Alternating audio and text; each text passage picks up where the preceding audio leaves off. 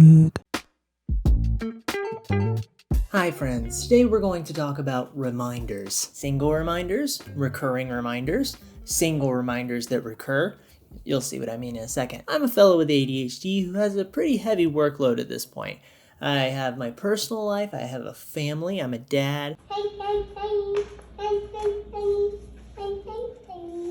I have my work, I have my personal creative projects. The more I have on my plate, the more my problematic ADHD tendencies present themselves and wreak havoc. So one of the issues that I struggle with is that I forget things all the time. And so I need to offload all the stuff that's coming into the inbox that is my head into a computer world so that I can keep track of everything. I love thinking about the systems that I build to keep myself on track, and one piece of that is reminders. And for reminders, I like to use an app called Do. Now the app is not the point because, for one, you can use all sorts of different apps to create reminders to meet your needs. The point is that you have a strong, effective, personalized system. But I will talk about why I use Do. I'll get to that in a minute. But first, I want to talk about how I use reminders. So for the context of this video, I want to separate out tasks from reminders. A task is something that may or may not have a date or a time or a reminder attached to it. It could just be sitting on a to-do list somewhere. A reminder is something that you would attach to a task. When I'm speaking of reminders, what I mean is something that's going to notify you of something that needs to be done.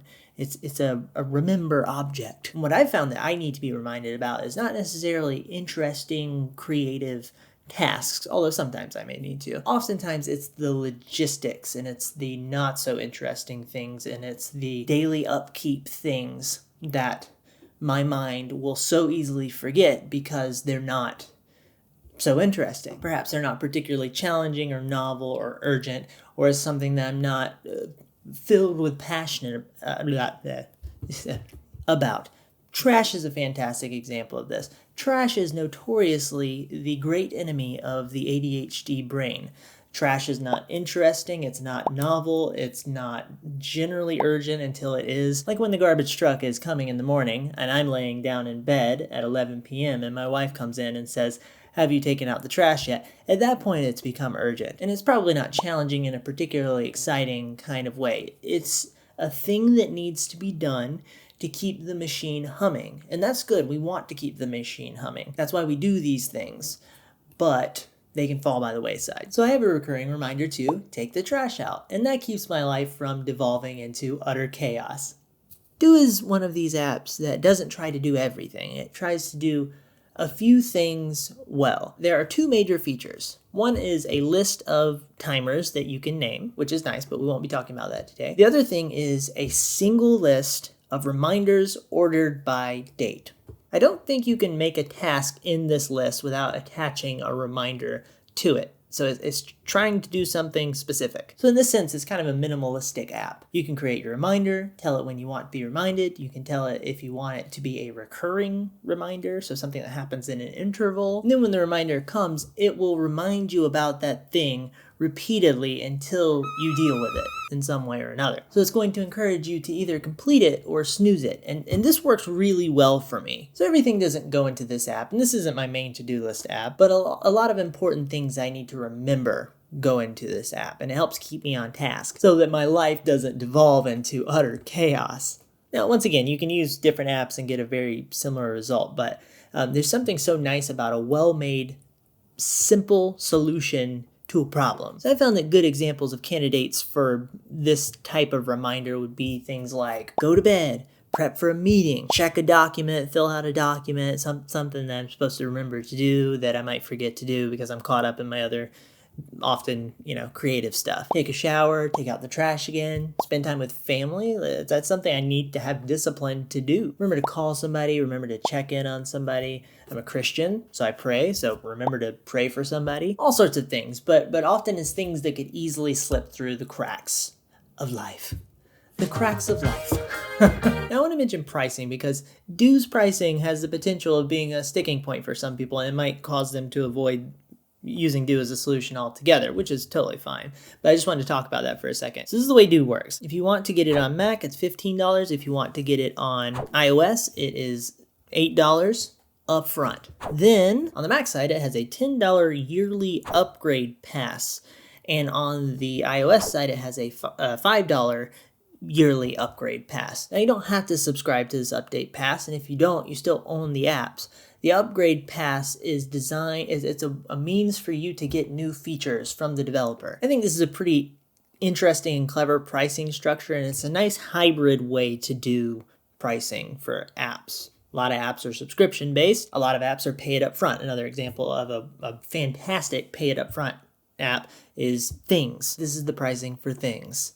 You buy it and you own it. Now, I suppose it could be easy to take issue with Do's pricing structure because we have become accustomed to $5 monthly, $10 monthly subscriptions that just recur. So you get the app for free and it recurs. I like this because you can pay once, own the app, but you can also pay a yearly subscription to receive updated features for the app. This works for us, and it's also a great way to continue to support the developer over time. If you step outside the immediate app market and what we're used to seeing, and you think about all of the other things that we're willing to pay for on a daily and recurring basis, coffee, for example, it's not that outrageous to pay this for an app that will help you be more productive. Now, I actually pay for Do using this thing called SetApp, which is a collection of apps that you pay for with one subscription. Lots of very useful apps in there. And then I pay for at least one of the upgrade passes. One of the reasons why I'm making this video is there are a few sweet solutions that I've come across over time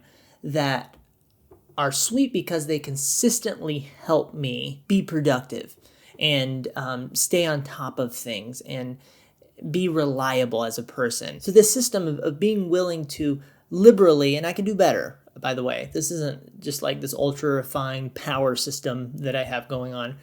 Being willing to liberally put all sorts of things from my life into a reminder list and offloading that, letting the robots take over my life. I will destroy humans. This is something that has actually improved my life. It has helped me actually remember to do things and actually do those things. And that's exciting. And it keeps my life from devolving into utter chaos. There's a game that I like to play. It's called Factorio. And in this game, you build a giant factory and you protect that factory from giant bugs. If bugs were as big in real life as they are in this game, we would all be dead. What you do is you build this automated process of machines that creates components for you, and those components create other things, and those things can be used to do things, and then you make stuff. Got it? You set it up and it goes and it makes stuff for you in the background. It's a machine that hums when you do it correctly. And you get to do all sorts of things like research new technology, protect your base from the bugs, build turrets and upgrade your weapon systems. There's a point where you can build a rocket. I haven't gotten there yet. I have a car, a tank, and a train. And I'm very proud of them. But there's upkeep involved. You have to, you might find a conveyor belt that no longer has anything on it, and you're trying to figure out what went wrong, or you have to go over to your turrets and make sure that they're getting enough ammunition so that they're working properly, make sure none of your walls have been knocked down. You have to make sure your power plant's generating enough power. So there's an automated system humming away in the background, and then there's upkeep. And I think of reminders kind of like this. The goal when doing these logistical tasks of life is to keep the machine humming, to keep things upkept, to maintain things that need maintenance, to take the trash out, unless you have a robotic, conveyor belt system machine thing that can do that for you. Might get around to that. That sounds like a great idea, actually. Anyway, if you're consistently being reminded to take out the trash and you're consistently doing it, that's one process of many that when they're being done properly, will allow your life machine to continue to hum. And I think that's cool. So I say that to say, let's take care of all of those processes because those are important. And they make time and freedom for us to do other things that are very important to us. Spend time with people, work, creative projects, etc. With all that said, that's a little bit about my reminders process. I hope you found it enjoyable and helpful. I would love to hear how you guys manage your lives with reminders or otherwise. Please feel free to engage below. I would love to hear your thoughts and engage with you. If you enjoyed this video, if you want to hit the like button, that would be wonderful. And if you would like to subscribe for some reason, that would be great as well. I love you. Goodbye.